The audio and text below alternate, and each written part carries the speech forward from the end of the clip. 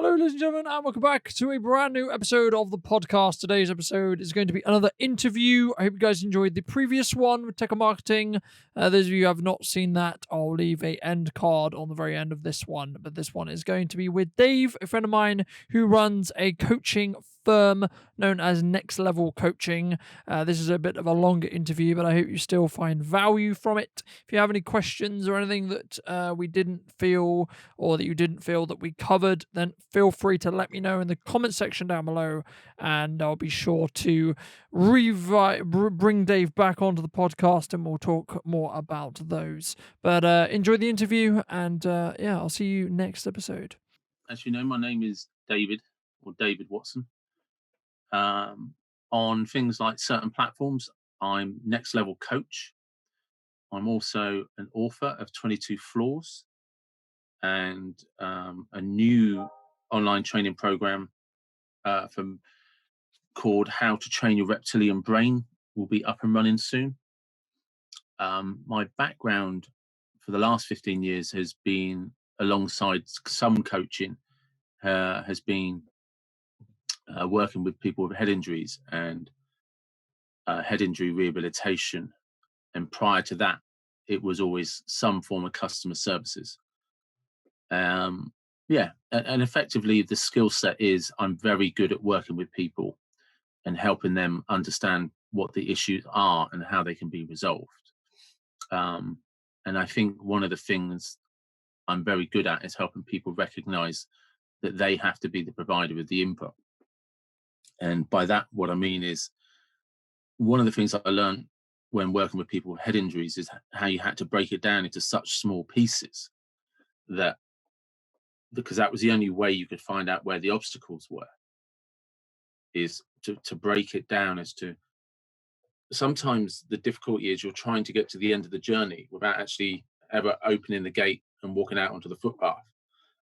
You've already stopped yourself because you can't see how you get there.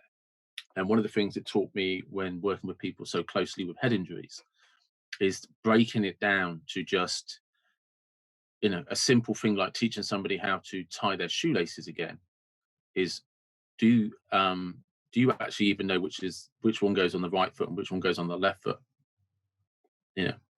And it's amazing what trips people up from actually completing a task is normally something very small. And it's almost like it's the focus becomes on the issue and not the solution. But people think they're focusing on the solution when they're not. They're caught up in the issue.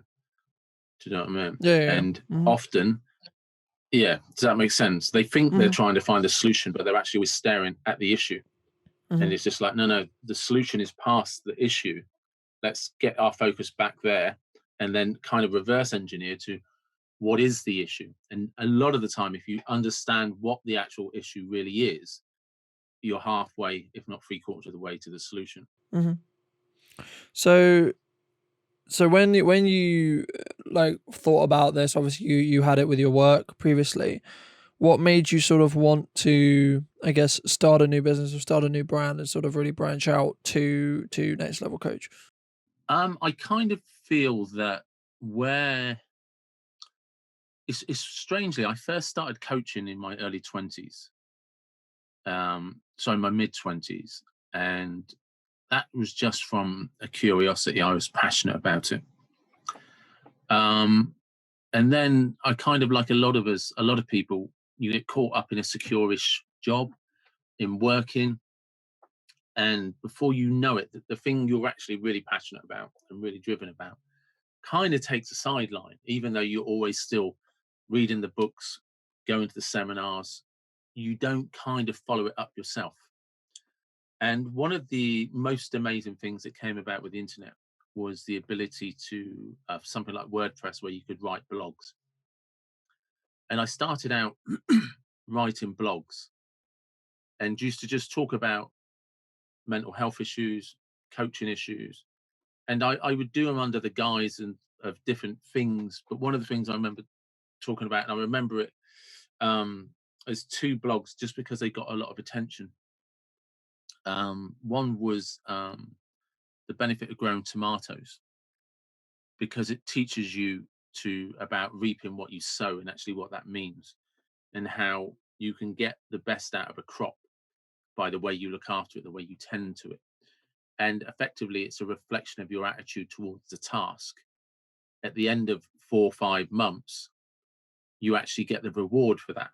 And if you actually have a good, productive attitude towards it, you end up with more tomatoes than you can eat.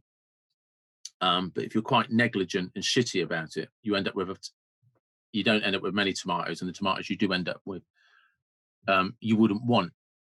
And for some reason, that blog seemed to resonate with a lot of people. Another blog I wrote that resonated with a lot of people was one called "Grief is a Ticking Time Bomb," and it's to do with how we have a tendency to hold on to grief, personal grief at least. We hold on to personal grief, and we almost own it like a badge of honor, and we can become martyrs to it. And yet, weirdly, in any other way, and if you think of things like Armistice Day, the 11th of the 11th, when we honor the people that were lost, um, we can be reluctant to do the same with people we love, and we're reluctant to be honest about the grief. And it's different reasons for different people, but it's often related because it's either grief as in the loss of somebody you're never going to see again, or the betrayal of somebody that you trusted deeply. And effectively, the closer your connection was to that person, the more it's going to hurt you. And that can be catastrophic, you know, especially, and it can't be helped. And I don't want this to come across as negatively, but the closer you are to somebody, the more you have a symbiotic relationship that can become codependent on each other in a positive way, you know, which is why it can be so painful and so difficult when adults lose their parents, because unwittingly, unconsciously, because of their closeness to their parents, there's a level of codependence that never stops. But it's just the roles can seem different. But ultimately, you are always their child. Doesn't matter if you turn into a 6'5" WWE wrestler, your 4'5" mum is still your mum. You know, or your dad is still your inspiration. Your mum is still your go-to person. It doesn't change. And when we lose that person, we're not ready for it, even though we know it might be happening. It's just not what we want. We want them to be around forever. We always want them to be our mum. We always want them to be our dad. Yeah. Yeah, exactly. I mean, I think that no matter what, they always will be, though. Like, obviously, there'll be a point where, my mum dies or my dad dies, but they will still always technically be there, if that makes sense, because they'll be But in my heart, they'll be in my head, in that respect. for a lot of people, they have a daily relationship with their parents, and so when something happens to them, or they can have an unresolved relationship with their parents. It's not brilliant, but there's something final about losing somebody. And sometimes those people were just so important to us, we just miss them, and we just would like them back. And that can be very, very difficult for some people. For a lot of people, that can be incredibly difficult. And it's about how you manage that grief and how you manage that acceptance of it. And a lot of that starts with just acknowledging it bloody hurts, and it's not fair, and it's not what you want, and and you're not happy about it. And then, of course, the other one um, is the betrayal of somebody that you were in a relationship with or a partnership with, anything like that. And ultimately, the dynamics are different than if it is with parents, because, as you pointed out, you expect to lose siblings and parents, whereas if you're in a partnership with somebody in a relationship, or you will have invested time, effort, passion. Typically, you're sharing dreams and a future with this person. And often, when it comes to an end, it was the one that ended it had already moved on. And the person that's left behind didn't see it coming, wasn't aware it was going to happen. And the thing that's difficult, the most kind of difficult, is the person that, for whatever reason, you've got to understand, they have the right to do what they do. Nobody owes you an explanation. But when they do what they do, they have physically, emotionally, mentally, in every avenue, in every aspect, moved on already. You just are not aware of that. They actually probably moved on months beforehand, certainly emotionally, and were just going through the paces until the opportunity arose. Well, you will not be the person that was aware of that. So after you get over the initial shock, and obviously this would be somebody typically that you've been involved with on a daily basis, after you've got over the initial shock and your world is kind of all just in tatters, like Armageddon, there's a realization that the other person's world is actually okay, because they'd already moved on, so they had already put their plans in place. So there's kind of betrayal on two different levels, on different layers. And you realize while you're sitting around wondering what that person is doing and why are they not thinking about you, is that when you realize they're not thinking about you and haven't thought about you for some time. So while you were still investing, that person had pulled out all of their emotional investment. And then ultimately you end up with this: did they ever mean it? Was it ever serious? Should I ever have trusted them? Was it only me, and am I a fool? And you always are left feeling vulnerable. You're always left feeling humiliated. You're always left in absolute tatters. You are shattered into millions of pieces, and you don't even know where to start picking them up. And this is one of the hardest things about all of this, comes from the cliche, time is a great healer. Because ultimately it's going to take time, but you can't beat yourself up about how long that's going to take. It's already tough enough as it is. But somehow you've still got to get up every single day and push through. If you can even get to sleep, even if you can get to sleep, when you do wake up and you're still feeling like a shattered piece of shit with no value, you've still got to get up. You've still got to get on with your day. And I think people who are not in that situation underestimate how hard that can be, and how difficult that can be, and how painful that can be. And often one of the things that's very difficult about being betrayed is that when you're the person that didn't betray someone, so you're getting up, you think whatever you're doing, whether it's a business, a partnership, friendship, relationship, lovers, husband, wife, whatever, you think and believe with all integrity and good sincerity. Sincerity? No, I can't remember. I'm trying to pronounce a word and it's lost. But anyway, you know what I mean. You're trying to create an understanding of what went wrong. But the problem is that you're doing that from the perspective that you honestly believed that that person trusted you like you trusted them. You honestly believed that that person had your back like you had their back. So when that person then effectively is the one that betrayed you, you have no comfort zone from which to exist in, because the very person you would have turned to when you were feeling vulnerable is actually the one that created the vulnerability. Yep. And physically, there's certain things that actually go on in your head, which goes back to the limbic part of the brain, and your fight or flight response. And it's to do with how how we evolved as small groups, small organizations that had to rely on each other to succeed. So when that happens, the very safety zone that your brain has taught itself to rely on is actually the danger. Mm. And you have nowhere to go where you feel safe, and there's no way that your brain can comprehend who should I now trust, because the very person I trusted the most Is the has is the cause. is actually, because although it doesn't, people don't see the always see how this connects. Your brain hasn't really evolved that much in a million years, and once upon a time, that level of betrayal would have had you kicked out of the tribe, and you would have been killed and left to survive, and you wouldn't have survived because you were on your own. Mhm. And you'd have either been killed by another tribe or eaten by a lion.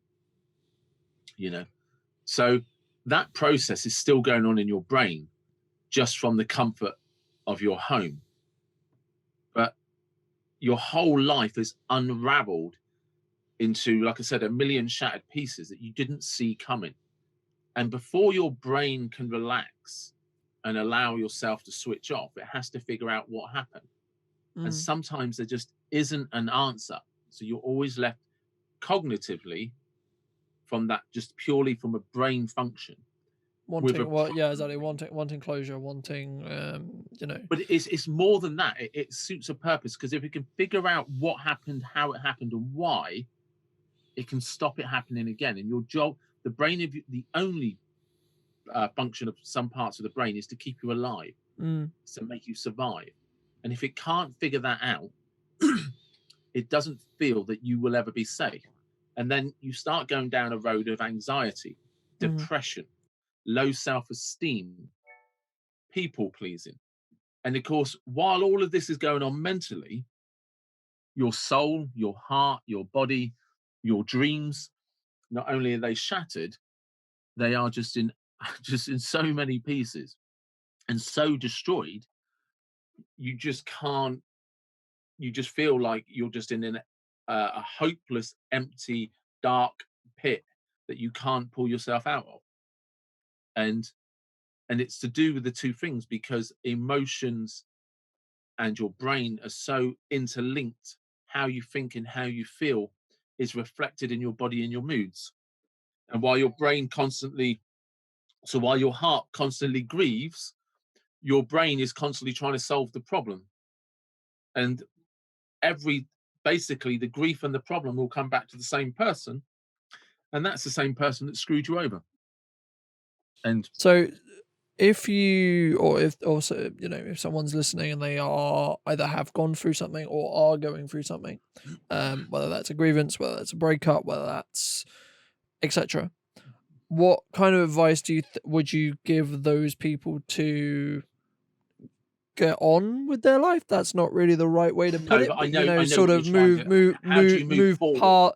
move past it, move forward, Yeah, because I know when I've had issues in the past where I feel there's this pit that I'm in or there's this wall I can't get over.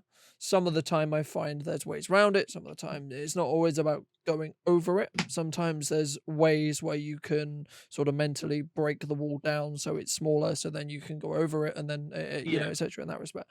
Um, so There is a pattern. There is a pattern, and part of it. So the first thing for people to understand is, don't be angry with yourself because you're grieving.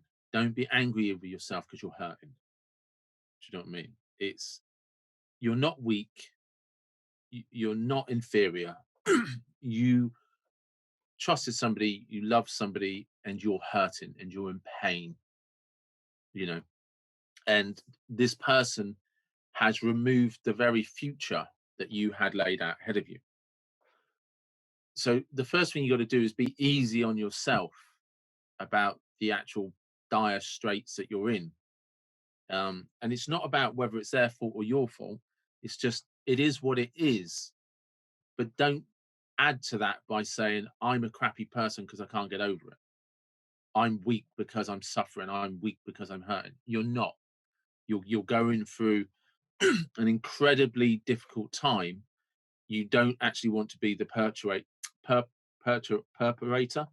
or the cause of your own downfall. You know, you've got to somehow look in the mirror and just, like, one of the things I talk about on my Instagram account a lot, and I use the hashtag I won't quit. And I just tell people, go to the mirror and say, I won't quit. I might be having a shit day, I might be having a bad day, but I won't quit. And you've got to get back into a place where you feel that you are your own best friend. But there's a process and there's things you need to do. And some of these things are recognizing the value that that person brought into your life and why it had such a positive impact on you. Because were they actually compensating for something that you needed validation for? Because a lot of things happen where we get self validation from people that we don't validate in ourselves. So we look for that person to prop up that part of us. And now that's gone, it's exposed it in all its entirety. There's also some things to understand that when you plan your entire life or a section of your life or a part of your future ahead with somebody, that works perfectly for your brain because it makes sense. It's a routine. It can predict what's coming ahead. So some of the things that are actually happening for you is just the unknown. Your brain doesn't know what's happening because somebody has removed the map it once had. And it doesn't make sense, and it's still trying to solve the problem because it's still trying to keep you alive because it doesn't want a lion to eat you. Yeah, exactly. Right. Would you? So your survival instincts, sorry Sorry, to cut you no, off it's right. there, Go on. your survival instincts are still vulnerable. The other thing about what's going on is typically, especially in the longer relationships, every reference you have in your brain in terms of pictorial, places to eat, programs you watched, private jokes, that's your entire library of human experience. And you've literally woken up one day with a set of memories that no longer support you. Yeah, and they're no longer And relevant to your current. absolutely. So every reference your brain can make to anything is related to that person. Even if they weren't there, you would have gone home and told them. Even if they weren't there, you would have sent them a message. Even if it was about your childhood, you've probably talked to them about that memory. A song will come on, a place you used to go on holiday. You know, I used to have, I used to go to Moscow a lot because I used to go out with a Russian girl. And even now, 10 years later, whenever I see Moscow on the TV, I can't help but think about it. It's just the same with, and every place we ever went on holiday pops into my head, even though it was 10 years ago. And this is the thing that you're always going to be moving through. So, one of the things from a practical point of view is you need to start building new references. You need to refill the library of personal experiences, one where you're independent and individual. So, one of the things I always recommend people to do, even though they do not feel like it, is if you can distract your brain, it will stop worrying about the problem. Okay. And people don't understand that the only difference between imagination and worrying is the emotion it releases. Your worrying is just you using your imagination to cause stress. Typically, when we imagine things, it's positive, right? But when we use our imagination in a negative way, we call it worrying. Right? So, what you're trying to do, so like I always tell people, do something you've never done before, right? Because that new experience, as frightening as it will be, is those little steps will start rebuilding your self-confidence. They will start rebuilding your personal identity of who you are, because you will have lost some of yourself in this other person or in this other business. It was part of how you identified who you are. So you need to actually kind of get, that's the old me, this is going to be the new me. So it's anything from go and learn how to dance, go and take piano lessons, go and do night school, change jobs if necessary, move locations if you want, redecorate the house.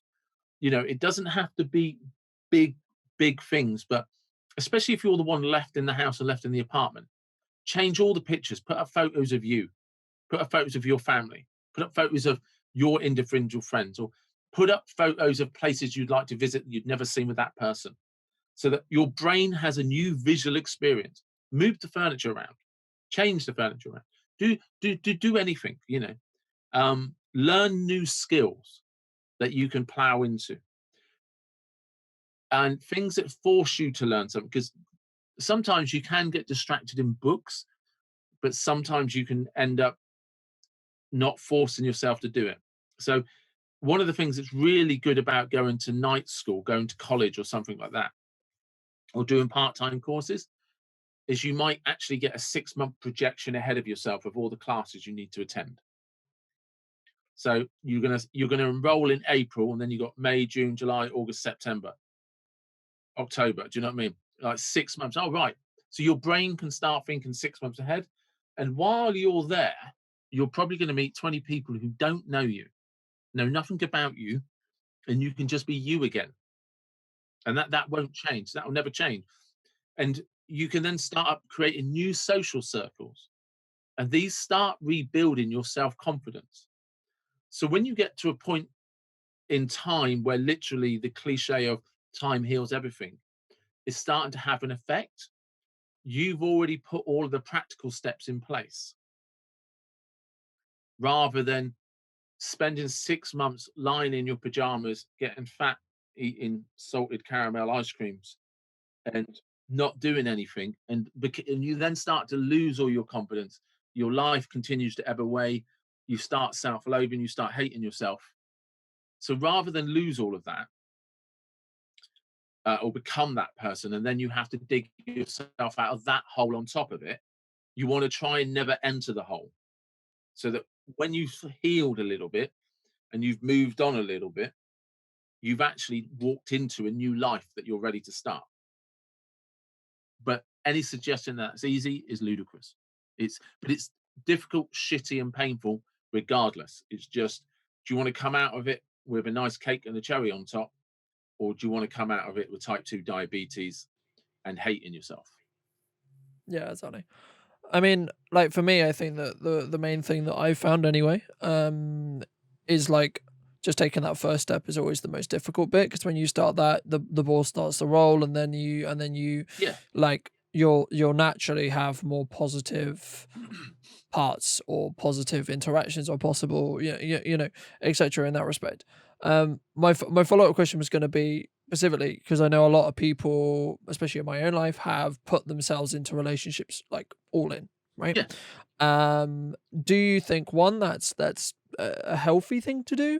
Obviously that's very personal, but then two, do you think that some people, or most people anyway, should specifically try to be their own person, where they don't necessarily rely on the relationship, and they don't necessarily, need the relationship to be who they are? I think Because one. then I think that if the relationship did break down for whatever reason, obviously no one wants that, but then I think that if they did, they would be less hit by it, if that makes sense. Right. So this is kind of difficult, because one of the things about all of this is there isn't an individual answer for everybody. So talking in terms of biology, if you wanted to settle down and have children, right, just biologically, if you're talking male and female, right, male and female, right, it works for both parties to find a partner they believe they can live the rest of their life with. It makes no sense biologically for a woman to invest in childhood with somebody, or who's going to abandon them, right? So, in a sense, to a degree, we're wired to do that, to look for partners, right? So that's one avenue, but I'm not trying to put an emphasis on any. Okay. The other thing is, some of us are just all in people. We're sincere, we're genuine, we're honest. Okay. So if you meet somebody and fall in love with somebody that doesn't hold those values, or doesn't hold them to the same level of integrity that you do, unfortunately, you're not going to find that out until it's over. And you will never be happy trying to get into a relationship if you're an all-in person, but you feel you have to hold back. Right? So that's another problem. People are complex and we're different. So there's two things that people should just think about. Okay. Another one going in a very different direction is we have this idea of the Disney princess, the Disney romance, the rom-coms. There's somebody for everybody. True love exists, soulmates exist, twin flames exist. We're all looking for some form of perfection in a partner, and we use things and we create these like formulas and models like he or she will complete me, he or she makes me, we are the whole of ourselves. you know Soulmates, twin flames are perfect examples of that. But we don't ever look at what that might mean. But then at the same time as somebody says that person completes me, they'll have a yin and yang poster on their wall. Do you know what I mean? Or yin and yang tattooed on their arm, and it's like, well, they're opposites. You can't have one without the other. And by that, what I'm trying to explain is that when you go into these relationships, you've got to appreciate all aspects of the good and the bad. There is no Disney princess love story that's complete. It only ever talks about the struggle to where they meet, finally kiss, the end, they live happily ever after. And that's never what it's about, because once you get over that initial thing, you've got to build structures into your life where it's a partnership, and you've got to both be willing to understand what that partnership is and what it means.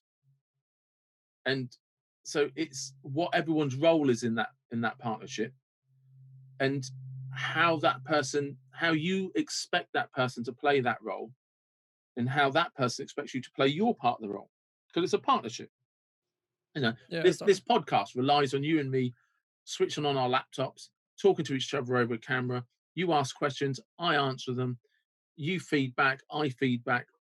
If you and I both don't play our equal parts, it falls apart. It literally crumbles. Well, that's a relationship. But you and I automatically understand what the other person's role in this is and don't expect anything different from them. Do you know what I mean? So there's an understanding to relationships and how they need to work to get the best out of them. But a lot of the time, and this is where things like soulmates, twin flames, they can complete me. They make me the whole of myself. You are my reason for getting up every morning and blah, blah, blah. Right?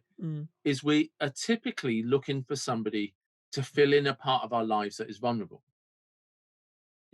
So we might be overawed with somebody because we want validation from them.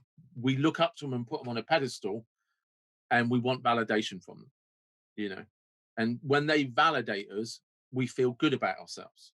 But if they don't validate us sufficiently enough, we then start feeling shitty and project that onto them. Why don't you love me? Why don't you appreciate me? Do you remember when you used to say this about me? Well, actually, that reflects of your inner feelings about yourself, and you're projecting those insecurities onto the other person. So, and it's the same with it's a stereotype, but I'm going to run with it because a lot of people understand it. Like when they say girls like fixing people, like they're fixers, or he's always trying to control me, she's always bossing me around. Did you get yourself into a relationship where you wanted somebody to take care of you because you're not very good, or you don't feel very secure about taking care of yourself? Because when you hand that authority over to somebody, they're going to do it from their point of view, from their perspective. Yeah, exactly. Of what they want you to be, not necessarily what you want to be or what you should be. And you often see this more in men. You do see it in women, but in men, it's a big thing where men will kind of hook up with women and allow that woman to mold them into what they want. And that woman expects that person to fulfill it, and he then starts resenting it. But actually, that's how you got into the relationship. She offered qualities you didn't see in yourself. So you then started allowing her to dictate to you. She's done nothing wrong. That's exactly why you actually went looking for her. You sought her out. And women do the same. Do you know what I mean? We all do it to a certain degree, you know. And weirdly, it's almost a messy business agreement. But it comes back to what I was saying before. Good partnerships, good marriages are about understanding what each person's expected to do, and the other person respecting and acknowledging that, you know. Yeah, exactly, and is okay with that long term as well, Yeah. Yes. and it's like, okay, well, I understand where my place is. Exactly that. My role, you turn up to any job and you know what your job description is. But we don't do that with relationships, right? And some things are going to be equal, some things are going to be unequal, some things are going to be fair, some things are going to be unfair. You're going to have to pick up the slack sometimes, they're going to have to pick up the slack sometimes. But we seem to move into an area of competition instead of partnership.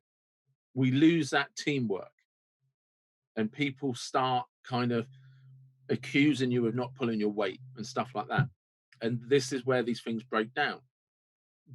So one of the things I think people need, which is why, and it can get a little bit too hippie for my liking, but when people start talking about self-worth, self-dignity, self-esteem, self-confidence, really what you're talking about is value, personal value, how you value yourself in a market, how you value yourself as a human being. Do you actually think you're worth anything? And if you have low self-worth, low self-esteem, then you're going to attract people that want a low value person. And more importantly, like that, because you're going to put them in a place where you think they're high value, you're actually going to feel and yeah, that has like a compound effect on yeah, you being and quote you're unquote actually low going to value. start feeling like they're doing you a favor. And a good principle to go by is, especially if you're in a relationship, is would you treat your best friend that way? And if the answer Mhm. is no, then you shouldn't treat that person that way. Yeah, exactly. Yeah. Okay. Well, that went on a slight tangent that I wasn't exactly expecting, but anyway. So moving a little bit back to your business and where you will Oh want to yeah. Do you know, I go. forgot what the original question was. Yeah. Yeah. It basically built off of you talking about briefly what you did, and then it went down a interesting Yes. spiral. So It's fine. currently, because I have a vast amount of experience in customer services, and I have a vast amount of experience in helping people with personal development. I currently have a various range of clients. I'm not kind of pigeonholed into one area, and so I'm very lucky like that. I'm very lucky like that. Um, so sometimes people just come to me for a few sessions because they just want to. They're stuck in a rut. They have some ideas. They have some principles. What do you recommend? And and you effectively sit down, talk out what it is they. And I always talk about creating the character you want to be, because and this is a reflection of writing books, it's a reflection of films and stuff like that. You have to, anything you look at has character traits. So if you're trying to be somebody and be somebody that you're not right now, or if you're stuck in a rut, if you decide who the person is that wouldn't be stuck in that rut, that version of you. So I'll use you, Carlton. You're stuck in a rut and you come to me and you're not exactly sure what it is you want, because often that is the biggest issue. And the reason for that is, but basically, if you don't have a direction you want to go in, you can't focus. And one of the things I've talked about in the past is I've never had to motivate somebody who has focus. When people are focused, they know what direction they're going in. They don't need input from anybody. So typically, people are like just lost and unsure of what to do next. So when you're stuck in a rut, there's identifying the things you don't like and that you're unhappy with. But to get a clear picture, you have to understand what you would be happy with and why you would be happy with it and why that's valuable to you. Because if it doesn't hold any real value to you, you're never going to try and pull yourself out of the hole to reach it. So you've got to understand the why. There's a performance coach called Tony Robbins who talks about that a lot, understanding the why. And when you do that, you can then build the character traits of the person who would be acting that out, what that person would be doing. So Carlton, who's stuck in a rut, and Carlton, who's got his own business and is happy in himself and validates himself and sees his own worth and value as an individual and in the marketplace, behaves differently to Carlton, who's stuck in a rut. So you've got to understand what that person does, not how he does it, what his daily habits are. Yeah, exactly. And how do they cause that knock-on effect on That's right. And it becomes a self-fulfilling prophecy. The thing that trips a lot of people up is it takes time. And I always try and get people to invest in themselves for a minimum of 12 months. I don't mean you've got to be coached by me for 12 months. I mean, just get the plan going, get it rolling, and just run with it for 12 months. So I have some clients. A client I coached last night, he's a music producer, but he only comes to me once a month. And part of it is just offloading. Part of it is talking about where he's moving with music, why that's important, and what he's doing about it, and what he's hoping for. And it's about constantly creating the pictures and constantly creating the character of that person. And so when you procrastinate and put things off, it's really a self-esteem issue. And you're literally starting to self-loathe. And it's a confidence thing. You're letting your ego tell you you're not good enough to do something. You're not good enough to do this. And don't start this, because then you won't be happy with that.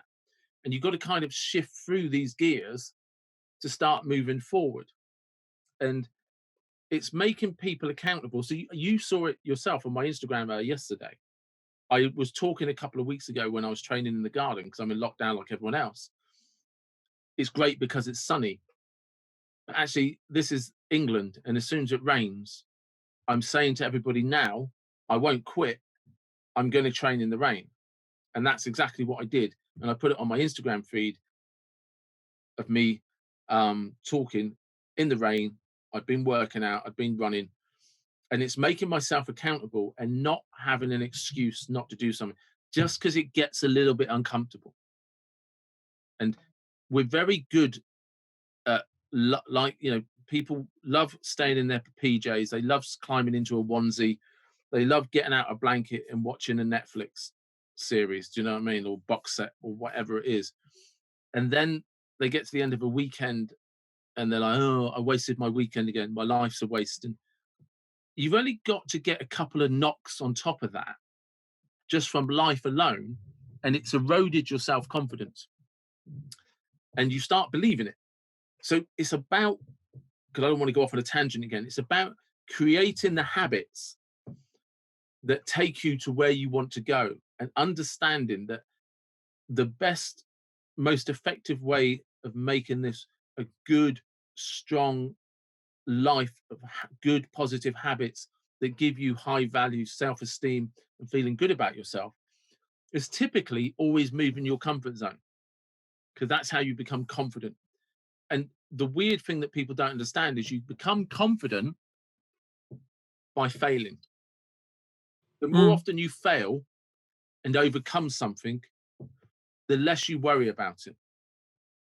The more, Yeah, exactly. the more often you fail, fix a problem, fail, come back the next day and do another gym session, burn a meal, try that recipe again next week and get it right.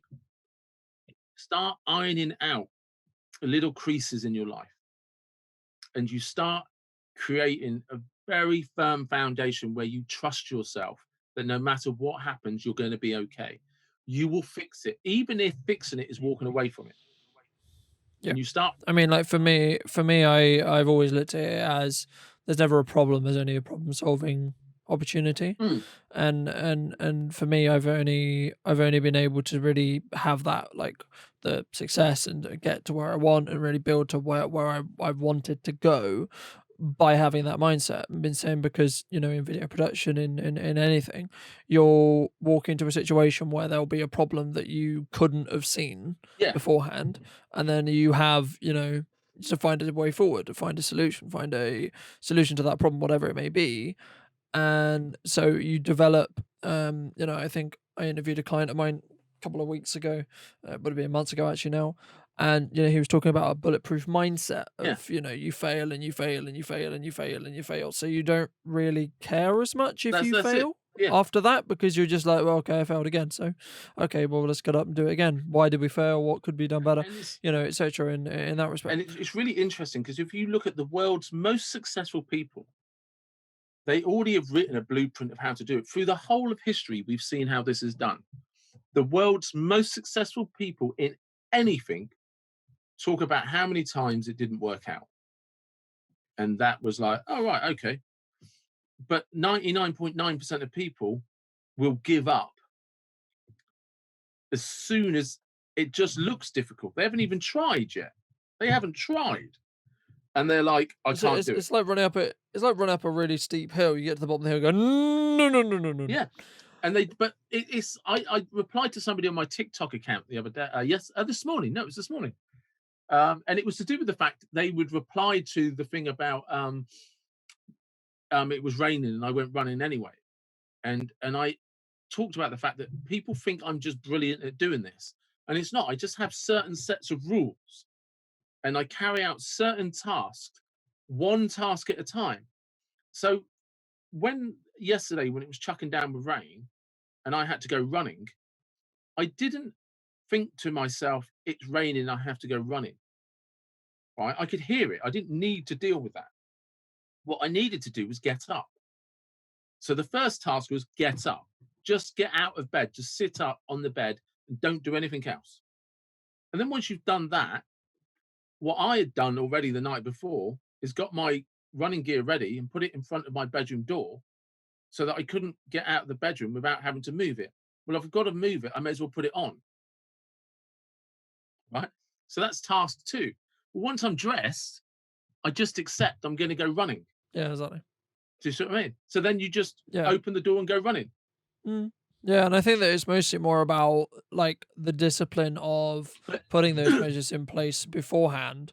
So then you're more not forced because yeah, you can force yourself to do things, but it's not necessarily forced. It's more you set yourself up to be successful instead of setting yourself up to specifically fail that's or exactly it. specifically But have yeah, a worse day, this is it. right? And this is one of the things that In that respect. working with so many people with head injuries taught me is break it down into the smallest tasks. Do one at a time. Do you know what I mean? So the trick to getting up is getting up. So move the alarm. If you're somebody that hits the snooze button, move the alarm out of reach. Then you have to get up to switch it off. If you're really, really, really exhausted, you'll sleep through the alarm anyway. But if you're, and this is the thing, this is why you have to understand why. Why do I want to do it? Why is it important?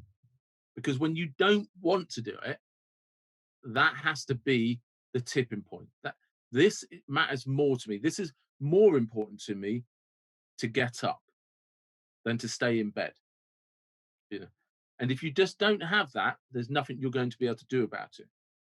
You have to make those decisions. I want to be this person, not that person. So that's one thing about little habits. Little habits. Sometimes, sorry, going back to the original question, the types of clients I have. Sometimes I've had clients who literally just need a life rebuild, and by that what I mean is something has happened to them. Typically, it will be they were married to a narcissist or something like that who literally ripped out their heart and soul and destroyed their personality, and they're in pieces. And it starts off with just a simple, you're okay. I've got you. I believe in you. I love you. And you've just got to get them back to, you're okay. I've got you. I believe you. I love you. And just let's just don't quit today. Just give me another day.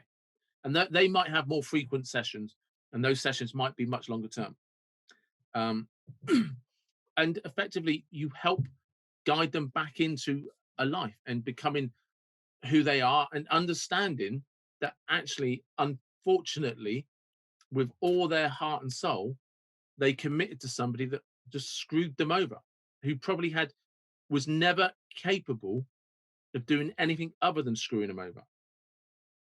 They're just, fortunately, there's some people in life who are just low life pieces of scum, and they thrive on that.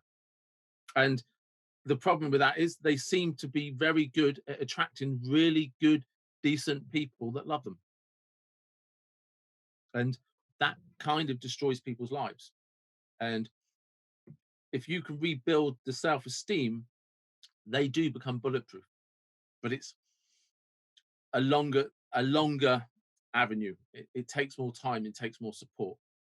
So I have a mixture of personal clients who are trying to overcome, for want of a better term, narcissistic abuse or betrayal. And I have business clients who either want help with their customer services sector, or understanding the integrity of their brand and why it's important, and helping them understand what the dream is for the company, how that's going to get there. And that, whether it be a music producer or a business owner, it's just like, how do you do what you want to do every day, and how does that play into the values of your company and what you're trying to achieve? And how do you let your customers know that's what you're trying to achieve? How do the people who work for you know that this is what it's about and what you're trying to achieve? And how much autonomy do you give to your staff to make decisions?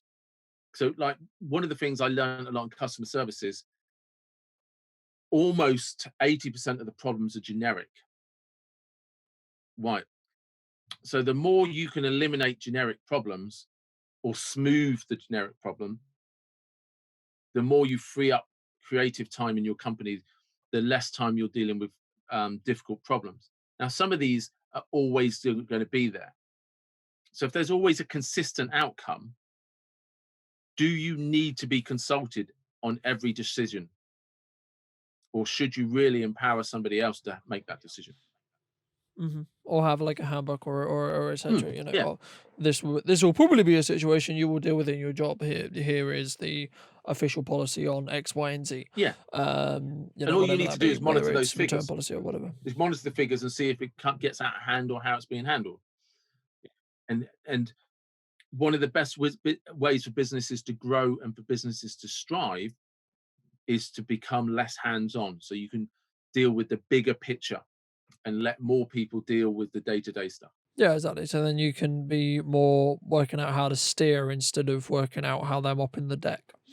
But it frees people up to talk to someone like yourself about digital media and how it can help them and how you can expand a business. Do you know what I mean? It's how, Mhm.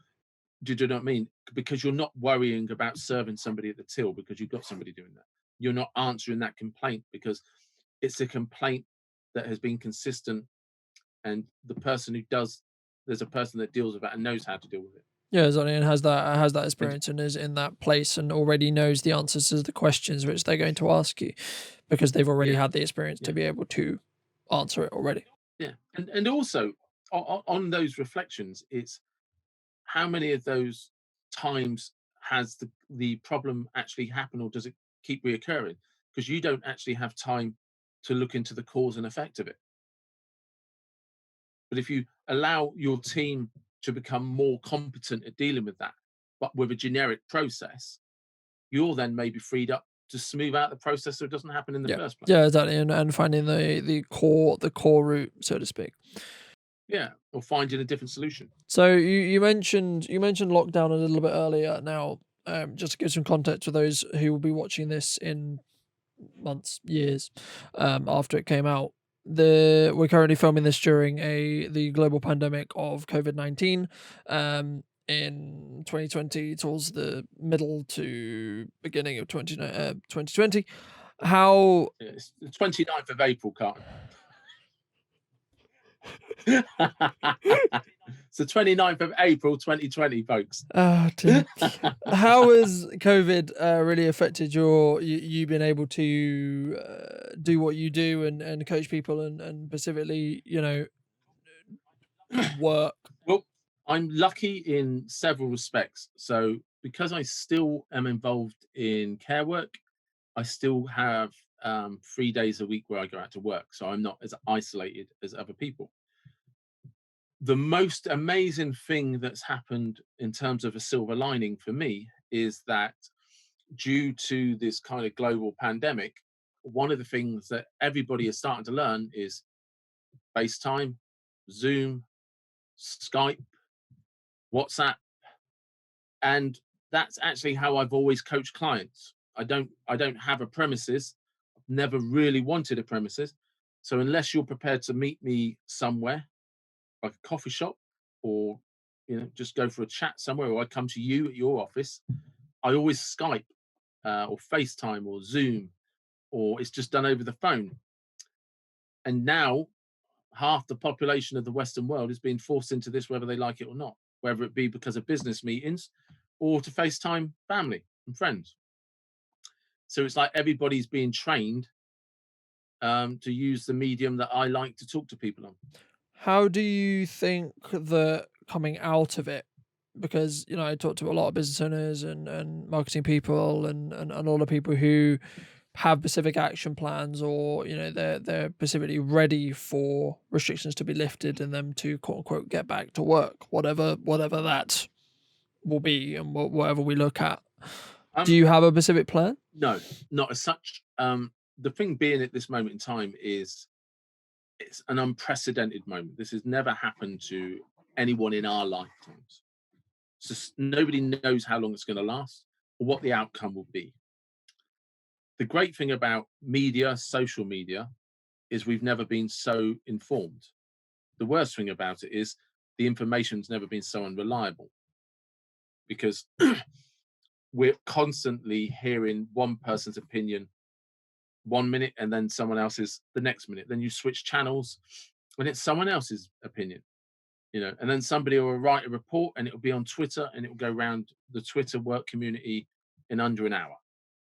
And there's no way to validate whether that person was qualified to write that report or where they got those results from, And this information is a mixture of really invaluable, but it's also Pandora's box. You don't know what it opens you up to.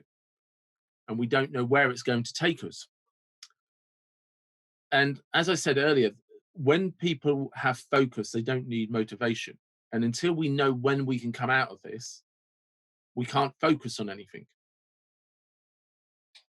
So interestingly, there's a website myself and some other coaches and therapists go on called bark.com. Shout out to Bark. That seems to be getting more leads than ever, but people are having more, the people that I'm talking to at least, are having more time getting people to commit to those leads. And a lot of I had 3 in the last month that were just wrong numbers or people denying they'd signed up. Oh, right. And that's happening to other people as well. And then I am talking to some people and you think, yeah, this is good. We're chatting, and they're canceling. And so it's hard to sort out the wheat from the chaff, because when the world is in normal operating mode and everyone is busy getting on with their lives and stuff, if you're going onto a site like that looking for somebody like me, I can be pretty certain to a large percentage that you're 100% serious. But when people are self-isolated, are bored, frightened, anxious, scared, or just in a moment, they sign up, put these things out, and it's just like, oh, right. And then wake up the next day or an hour later, and they're like, oh, yeah, right, no, that's not what I meant. And then don't answer the phone and don't reply to the emails, not realizing that all those therapists have paid for those leads. What would you say to, because I know that a lot of people I found anyway have been dealing with self-isolation better than others. Have you seen a specific uptake in people wanting to talk to people like yourself about that? and about what Yeah. they would end up going through? In terms of social media, I've never answered so many messages across all platforms or had so many comments on posts. And now it's different people. It seems to be horses for courses. Some people are very adept at adapting and seem to be handling this lockdown with a fair amount of positivity. They're doing what they can. They're busy. A lot of people are working from home and are busier than ever. But then there's a lot of people who are isolated and are on their own, and just their own company is proving hard because they genuinely are missing people. They're genuinely missing going out. And I try and encourage those people as much as possible to FaceTime, to WhatsApp, to be on social media, be talking to people, comment on posts, get onto Twitter, get onto things like TikTok and do the stupidest stupid challenges. You know, don't worry about the outcomes, but you've got to do something that gets your mind to stop thinking about the current situation. And the reason for that is, as I said earlier, it's unprecedented and nobody knows what to do. We've never done this before. We're facing a time when they don't know when it's going to end. They don't know how to cure it, but we're supposed to have the answers. It's not possible. We don't even know all of the equations yet. So how do we don't even know what question we're trying to answer, you know? And nobody in modern society has been locked down before. So why does anybody think they should know what the best thing to do is? What you need to do is get up every day, look in the mirror, I won't quit today, and do your best. I mean, certainly if you're somebody that's quite motivated or driven or has expectations of how they should behave, you probably are the one going for a run, doing home workouts, reading a book, writing a book, taking up a study course, allocating time to do certain things, prepping meals, cooking meals, cleaning, and you're creating a routine that gives you a foundation every day. But if you're not that person, you've probably been in the same onesie for 5 days. And you're probably just eating crisps, crunchies, and living off, snacks. No, I think that's definitely true, and I think that a lot of people, the longer this goes on, I think that, well, I would hope anyway, that a lot of people would sort of really use this time to reflect on, okay, where am I in my life? One, two, where do I want to be, and how far are those two apart? And then how do I work out? How do I get from where I am to where I want to be, and what can I do practically right now to do that?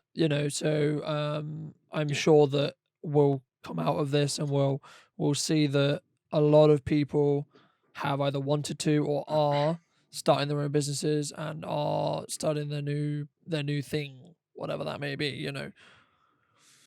But it's interesting because there's people that have been in touch with me on various social media platforms, and it's something simple like, oh yeah, well, I feel crappy, I feel shitty, and I don't know what to do. And you ask them something simple like, when was the last shower you had? Oh, 4 days ago. Go and have a shower. Just the physical process of cleaning yourself, changing your clothes, changing the sheets on your bed and changing all your bedding and putting out everything clean and fresh is going to make you feel clean and fresh. Then go and do the dishes. Then go and do your ironing. Now, the jobs are shit. No one's saying that you should be doing cartwheels and be over the moon because you're doing these jobs. No, not at all. That's not what it's about. But if you don't commit to doing something, how long do you want to fester? And how long do you want to self-loathe before it's enough? I mean, it's actually okay to say, I'm not done with this yet. Just go and mark a date on the calendar and say, right, on Monday, that's enough. Do you know what I mean? Yeah. Yeah, exactly. I mean, I think it comes back to what we were talking about earlier about, that first step is always the hardest one to make, and it's really the, you know, a journey from to anywhere is always one Yeah, step. You know, if you want to start running and you want to get faster at doing running, you know, you want to train for a marathon or whatever you want to you've got to do, start. it's always okay, take your foot outside your door and Yeah, run, right? Or oh, you want to start your own business, or oh, you want to do this, or you know, whatever it is you want to do, you need to work. You know, no one's going to say, oh, this is how, you know, they can say this is how I started, but that as a blueprint will not necessarily work for what you're trying to do or what you're yeah, doing. So you have to work it out, and you know, when you realize that, and when you realize that, well, personally anyway, when you realize you're the only person stood between yeah, you and where you want to go, not you end up making a lot of progress because you're like, okay, well, no one else is in the way. Why am I in my own way? And how do I either go around it, or how do I continue to yeah. move forward? What what advice? Because as I say, I mean, I imagine a lot of people will either through a knock-on effect, or will have started their own plans or their own businesses or their own goals or their own dreams in that respect. What kind of advice, or one piece of advice, if you were going to talk to someone who was starting their own business or was going to be starting their own side hustle or whatever, you know, whatever it may, however you want to call it, would you give to them Right. to So I'll specifically? address a few things, right? The first one is I just want to go over something very quickly because there's a direct correlation between this. So if you're currently listening to this, but you're sat on the sofa watching Netflix, you haven't changed for 4 days, you haven't showered for 4 days, 5 days, a month, whatever it is, and you're eating shit and your dishes are piled up and the house is untidy and you're feeling shitty, it's a direct correlation because of your environment. Clean up your environment, and the process of doing that will give you some of the self-esteem and self-validation and self-worth that you're actually lacking, right? And you don't have to commit to doing it all in one day. Why don't you just start with changing your clothes and having a shower? Tomorrow, start with changing your clothes again and having a shower, but now change your bedding. And then just do an extra thing every day. And by the end of the week, the house is clean, the house is tidy. You've created a routine where you've kept it together. You're going to feel good about yourself. Okay. So that's that one out of the way. That's how you do it, those small steps. Make your environment the way you would like it to be, and that will reflect in your mood as well. All right. Now, for businesses, there's two things here that I would suggest. There's two things. The first one I would suggest everybody does, and it's actually an exercise. And I think I've explained this to you before. I can't, if I haven't, I apologize for saying that I have, but I often talk about this. And this is about writing a letter to your old age self. So if you're 20 years old and you're listening to this, or you're 30 years old and you're listening to this, or even 50 years old, imagine you're 80 or 100 years old, right? I want you to imagine the life you're in at that moment in time. What's your health like? What are your relationships like? Do you have kids? And if you do, what are your relationships with those kids like? What are your finances like? Where are you living? Imagine all of that, right? Because you know, and I know it's hard. If you're 20 years old, you're like, what? Why would I do that? But you need to do this because it will absolutely change how you perceive your life. If you're 20 years old and you imagine you are 80, who is your partner? What children do you have? Where do you live? What are your finances like? And is your health like? Imagine all of that and then write a letter to your 20-year-old self, thanking them because I have this life today because you did this. And you're going to reverse engineer your life and at the same time write a script for it for you to move forward. Because that 80-year-old self, if you put yourself in their mindset, will tell you the habits you need to create today to be healthy when you're 80. Right. And to put this into context for guys, if you want to be having an erection when you're 80, you need to start doing the right things when you're 20. Right. To put this into context for women, if you don't want to be overweight, have osteoarthritis when you're 80, you need to doing these things when you're 20. Your health is essential. Nobody wants to be getting old and shitting themselves before they get to the toilet. Okay. So Write a letter to yourself about what you did to make it, to continue good health, how you looked after yourself. Write a letter to yourself that explains what you did with your money to take care of you, what you did with your job, what job you went for, what career you followed, what passions you had. Write a job about all of these experiences you had when you were 80 and what that person, when they're 80 years old, what they did and how much fun and how great their life was, how they treated people, how they allowed people to treat them, and what their relationships was like. And then write that letter to yourself explaining how you did it. Because your 80-year-old self is telling you how you need to let people treat you, how you need to turn up for work, how you need to start your business, etc., etc., etc. Right?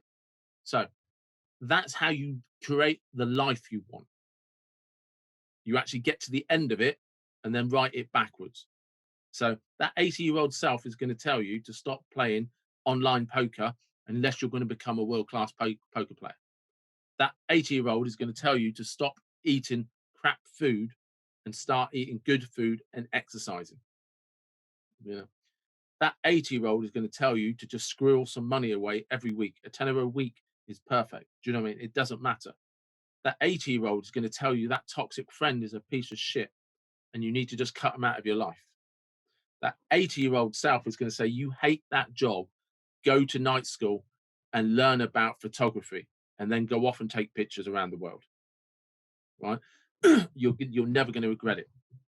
So, and then if you're looking to start a small business, a big business, an empire, whatever it is, right?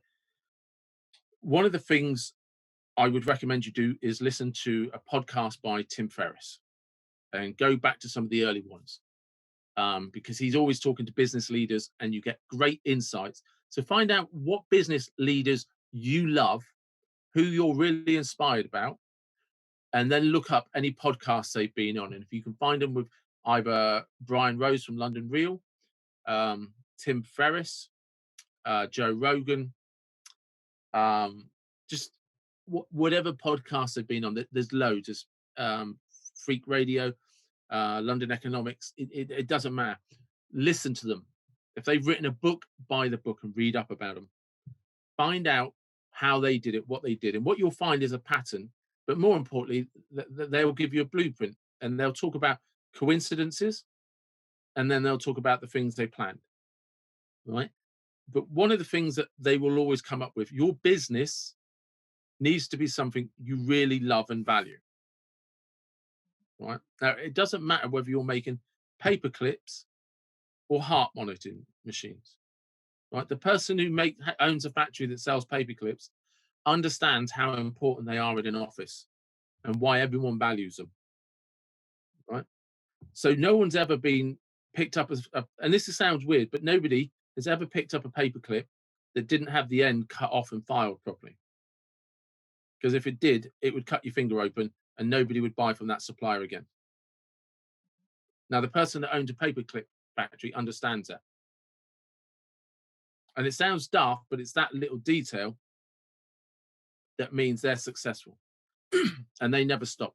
So why is it valued?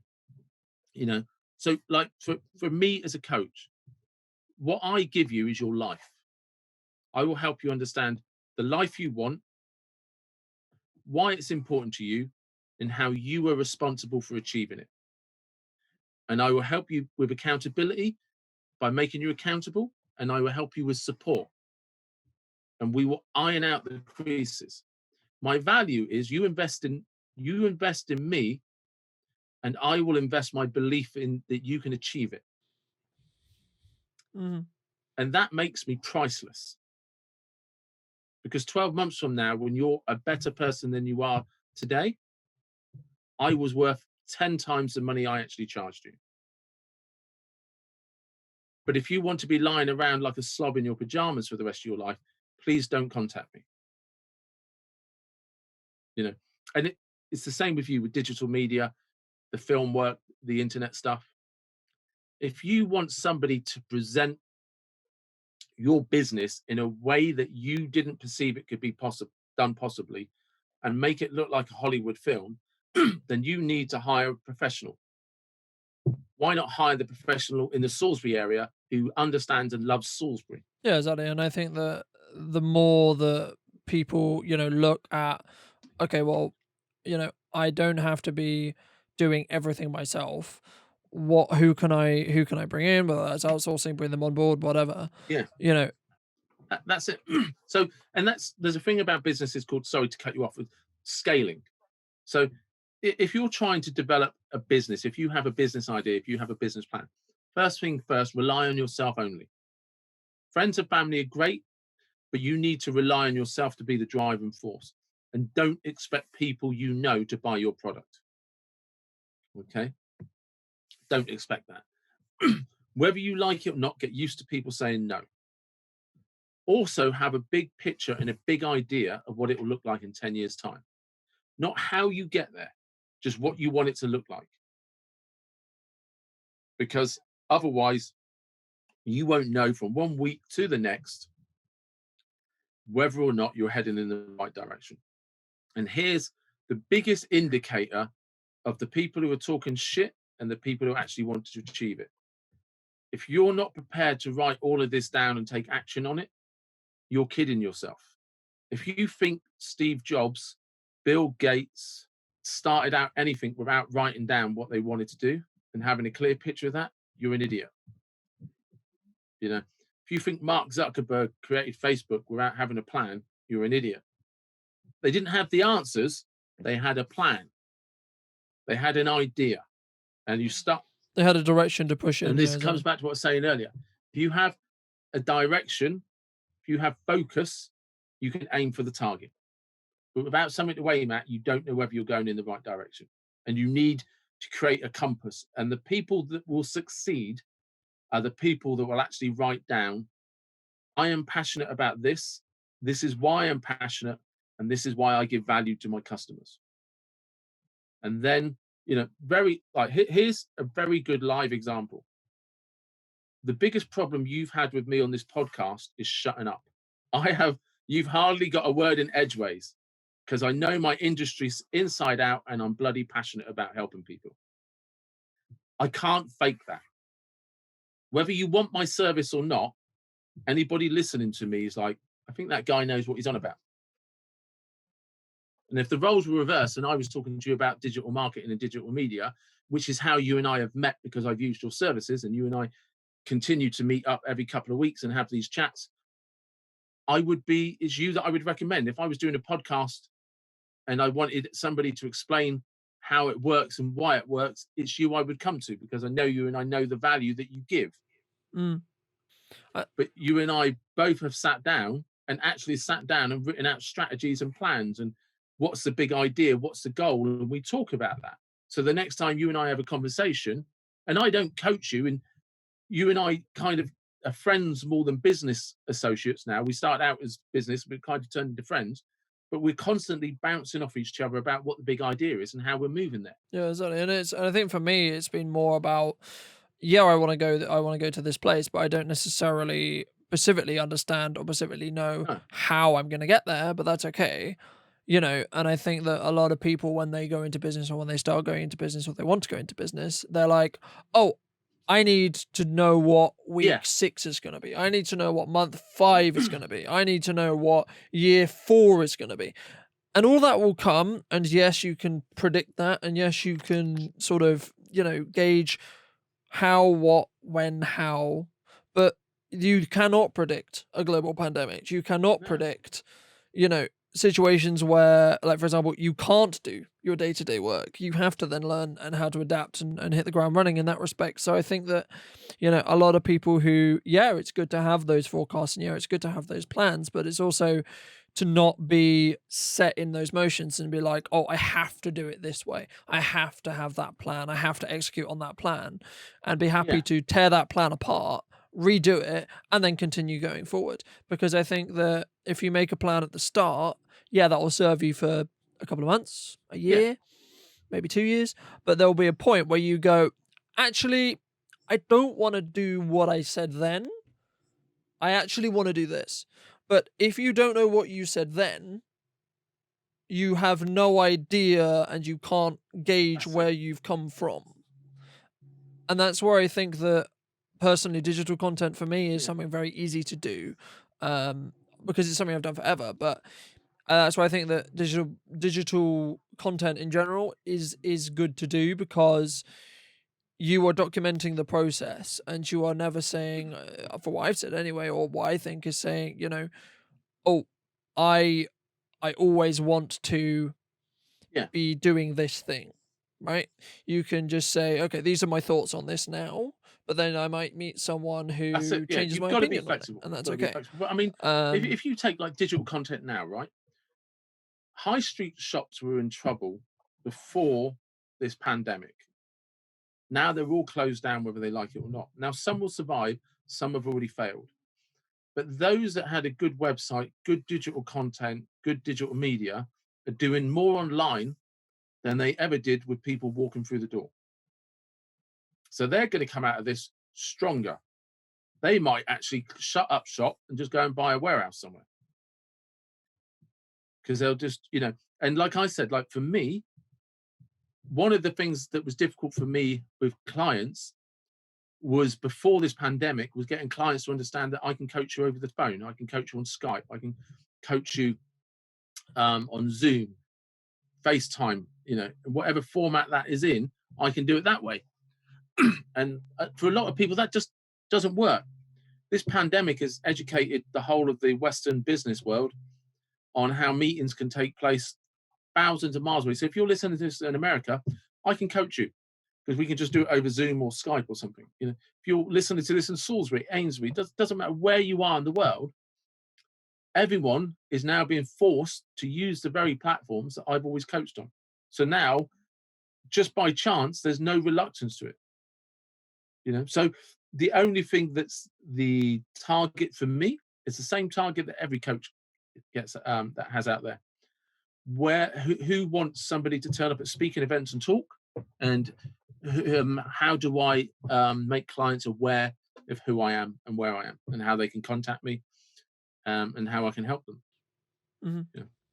Yeah, exactly. And I think that understanding that and knowing your quote unquote your place in the market can be very, very useful when it comes to what target market you're aiming for and what you're trying to do, because then you Yeah. will be sort of more homed in on, okay, I want to target this specific group or this specific age range or this specific location, or whatever it may be, depending on your business will change all of these things. But I think that, again, it goes back to that sort of planning and that sort of understanding of where you are now and where you want to be. Yeah. And not necessarily understanding the middle bit, but understanding that there's probably going to be stuff inside the middle bit that you didn't think of, didn't Yeah. plan for, or didn't know or don't know how to deal with at that time.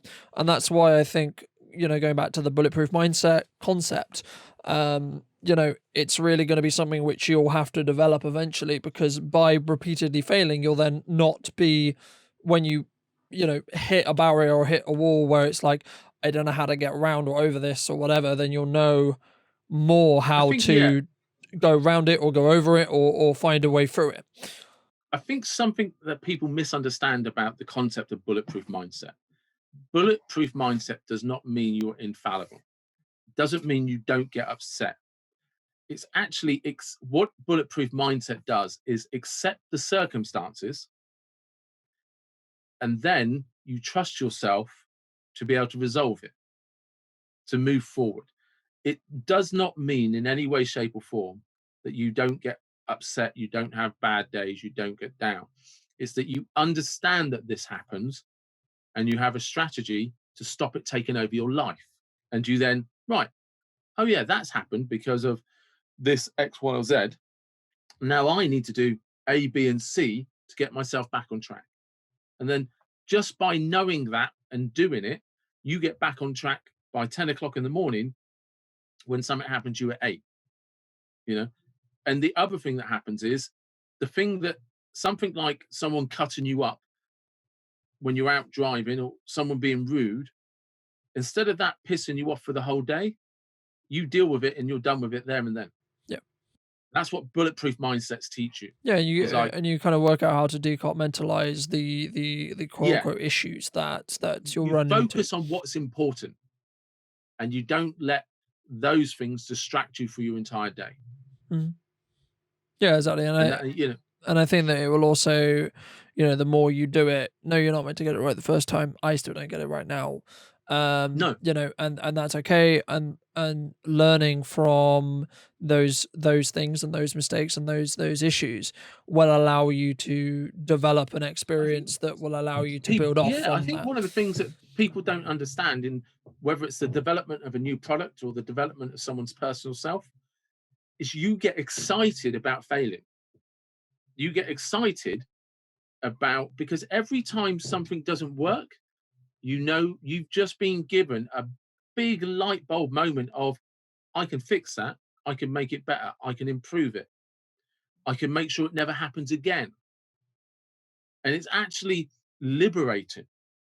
And people get excited about, when people are designing new concept, whether it new bits of tech or new cars, they almost relish when they find a problem, because they know by the time it goes out for launch, it will be as near to perfect as they can get it. They want these things to happen so they can solve the problems. And by solving the problems, you bulletproof your products. And so if the product didn't fail, you wouldn't be able to bulletproof it. And that's the same with your decision making and with coaching. If you don't figure out what the obstacles are, why they happen, and where they come from, you'll never build the confidence to always be able to walk through them.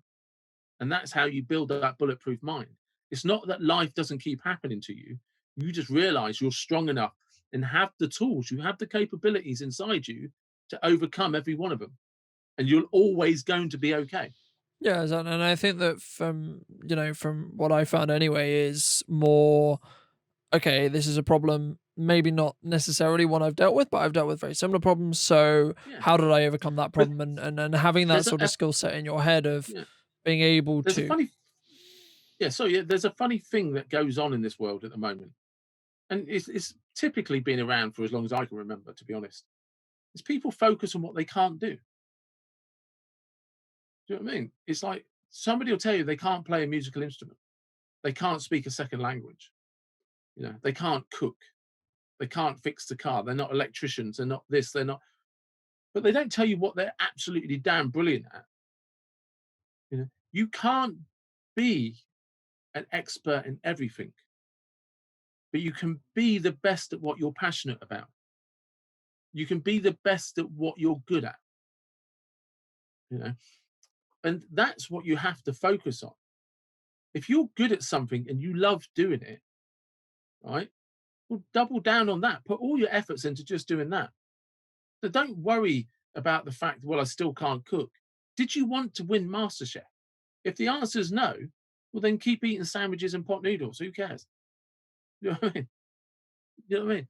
Did you want to speak 10 languages? If the answer is no, well, then stop worrying about it. Yeah, then don't. You know You what? know, What if did you've never you? wanted, What did you want to do? yeah, if you've never wanted to learn the piano, why are you worried about the fact you can't play the piano? Do you know what I mean? People who have successful lives, and by successful, I mean are happy and content and enjoy what they do and enjoy getting up every day. And are They fulfilled in what they focus do on as well. Yeah. yeah, they focus on the things they're good at and they get better at being good at that.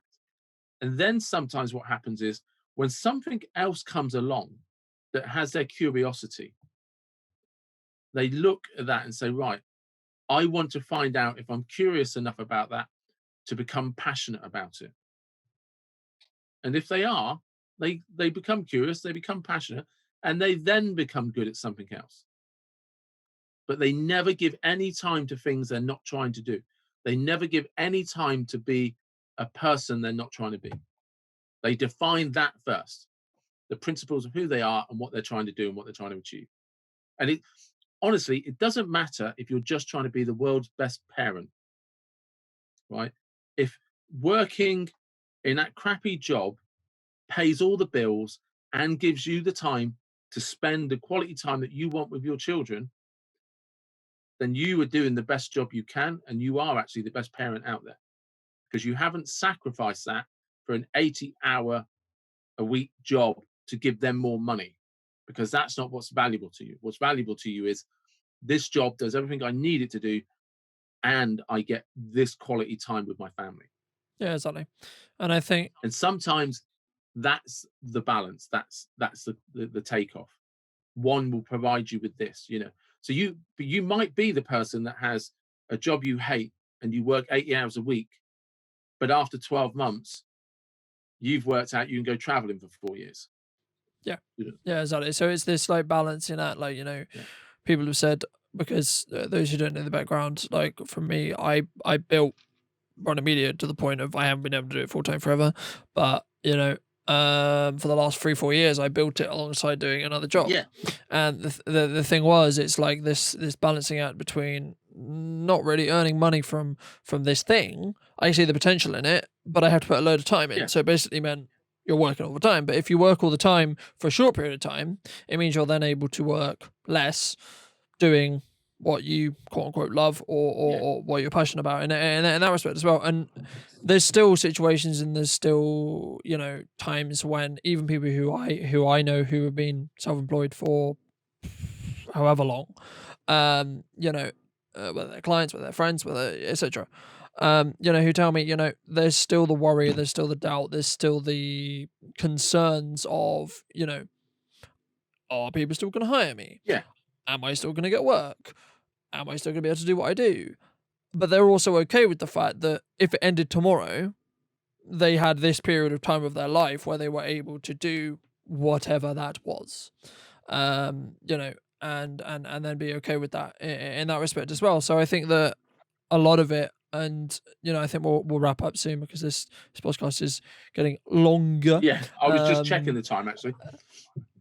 But I think that it's more, and we've sort of mentioned some strategies and bits and bobs today, about people who, because I get conversations and I have conversations with business owners from everywhere from been running their business for 10 years to 10 days. Yeah. And I think that the majority of people that I talk to, specifically from a digital perspective, if they start having a digital plan, especially if I start talking to them from like day 10, it means from a foundation basis you can kind of push in your passive marketing strategies in the respect to, because and I won't go, I'll probably do other content on this a little bit more longer form, but every piece of digital content you make will live online. Yeah, forever, right? So I made videos years ago about topics and about things about that people talk to me about today or tomorrow or yesterday, and they're like, oh, I read your blog post about blah. I listened to this podcast in, might be 2022, 2023, 2024, when someone listens to this podcast. But what you gain by doing that is you will put in an amount of time now, and then the benefits will keep coming for as long as the content exists. So the more of it you have, the more chances you're going to win that dice roll.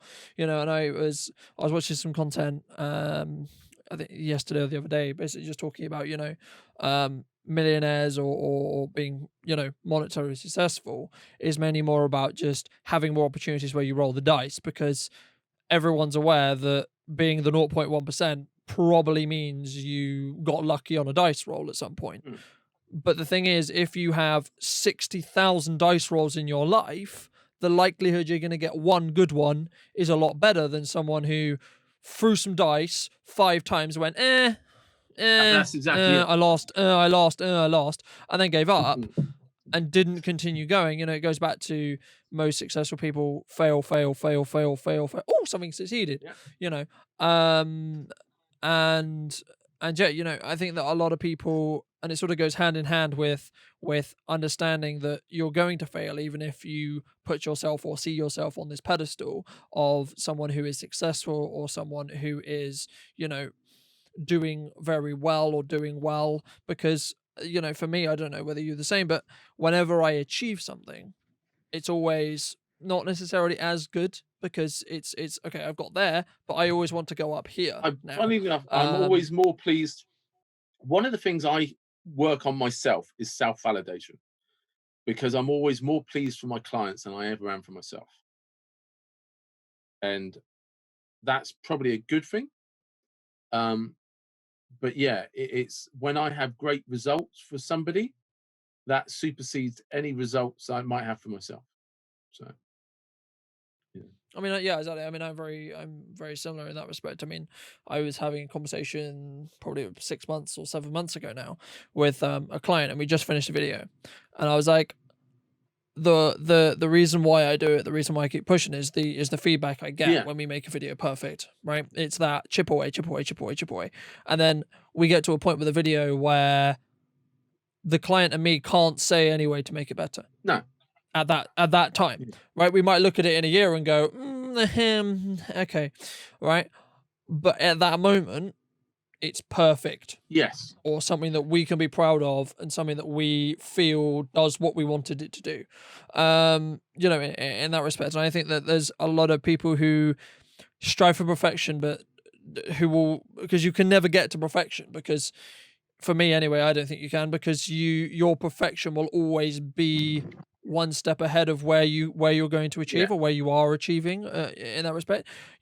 For me, every video I make, I hope anyway, is better than the previous, Yes. and so on, and with that, it kind of entails and kind of means I can never have perfection, Of course. because my Yeah. perfection is constantly changing. Yeah. Right. And it's constantly updating, and it's a new definition of perfection, something which I look at when I made it, oh wow, that's amazing. And then I look at it 4 or 5 years down the line, not so amazing anymore. No, and But that's it. but that shows that personally anyway, and I'm sure you have it in your trade as well, where you have a situation where it's more obvious that you're moving forward, and there's more obvious, because if you look back and you Yeah. say, well, these are the problems with it, then you are obviously moving forward. If you ever get to a stage where you look at something and go, well, I can't see how this was better, even though I filmed it 3 years ago, or 2 years ago, or 1 year ago, or 4 weeks ago, or etc., then you're not necessarily moving in the correct direction, and that's when you should be looking at how are you moving forward, Yeah. and how to continue to move forward. There's times where you just feel like life is stagnant, and there's times where you're just evolving, and often you only really notice them on reflection. And as I've said to you before, in many ways, hindsight makes you blind, because you're able to see what you want to see and join the dots up as you want to see them. And you never really see them in reality, because if you did, or you could do that, you do it in the present moment. Yeah, I mean, I The think hindsight building is off blind that, faith in so many ways. Mhm. And I think building off that, we'll end on this, but I think that the main thing that I found, Yeah. like when I'm like in a rut, or not motivated to do something, or are not happy with where I am, I say, okay, in 3 weeks or 4 weeks or 5 weeks, or however long it is, how am I going to, when I look back on this day, am I going to feel good about what I did on this day, or was that just a bad day? Yeah. Or am I actually going to remember this day? There's certain gauges that you need to have, because you can't beat yourself up every time you have a bad day, but you also need to be aware, if you're in a rut, that you're in a rut. That's it. Yeah. Right. And you need to say, okay, I'm in a rut. The next 3 days are going to suck, but in 3 days' time, then I will do X, Y, and Z. Or, oh, today I plan to do 5 hours work, but I actually only ended up doing 2. Okay, why? How do I do better tomorrow? Yeah. And etc. And it's not about necessarily always beating yourself up about not doing what you achieved, No. but it's also about understanding, why didn't you achieve it, and how can you do it better? Yeah. Whenever the next thing is. And that's exactly right. That's exactly it is. It's always about just, you take it one day at a time, and when you're in the flow, go for it, and when you're not, be easy on yourself. Okay, cool. I think we'll end it there. But thank you for coming on. And those of you who are listening to this and would like to hear more from Dave and see more from Dave, and that kind of thing, I'll link some links to him and his socials in the YouTube version in the description, but I'll find a way to do it on Facebook as well. as well. And I'm sure. Thank you very much. I appreciate right. your time. And yeah, I hope you guys enjoyed this podcast. It was a bit longer one. I think these interview ones are probably going to be a little bit longer because there's lots of backwards and forwards and we cover different topics. I'm not honestly sure because I haven't edited the other ones yet, but how I'm going to cut it up. So it might be 2 parts, might be 3, etc. But yeah, thanks Dave for coming on, and I'll see you very soon. I'm sure. Thank you for that. So I hope you guys did enjoy that longer form interview with Dave from Next Level Coaching. Now, Dave is going to be joining us on the brand new episode that is going to be coming out next week as well, because he thought after this episode that he discussed a little bit too much about him, but I think it was valuable, and hence why I didn't really interrupt him too much or cut him off too much in that respect. So we're going to be doing a slightly more interesting podcast, I think, where in that episode he's going to be basically hijacking the episode from me, and he's going to be asking me questions on how I actually run my business and that respect as well. So if you would like to see that episode, it'll be out next week, and make sure not to miss that. Make sure to be subscribed to the YouTube and follow us on the Facebook page for updates on when that's coming out. And thank you guys for watching so far, and if you got this far into the video, then please feel free to leave this video with a like if you enjoyed it, because these podcasts do take a while to put together, but I am really enjoying doing them for you. So thank you guys very much for